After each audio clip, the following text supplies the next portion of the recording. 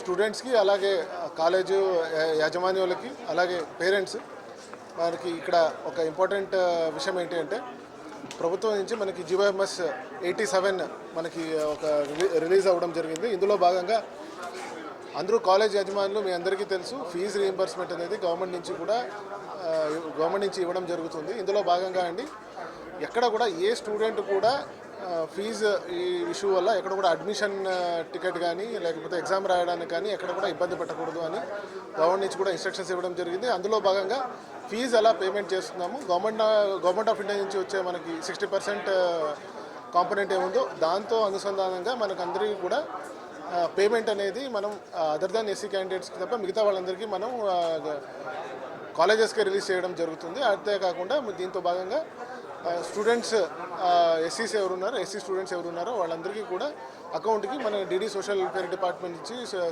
Department నుంచి accounts collect చేస్తూ వాళ్ళందరికీ టైం టు టైం రిలీజ్ చేయడం జరుగుతుంది. ఇక్కడ ఏంటి అంటే కాలేజ్ యజమానులకి మనం అప్పీల్ చేయడం ఏంటి అంటే ఎక్కడ కూడా ఫీజు ఇష్యూ వల్ల మన అడ్మిషన్ టికెట్స్ కానీ ప్రాక్టికల్ ఎగ్జామ్స్కి అటెండ్ అవ్వకుండా చేయడం కానీ ఇట్లాంటివి ఎక్కడ కూడా చేయకూడదు.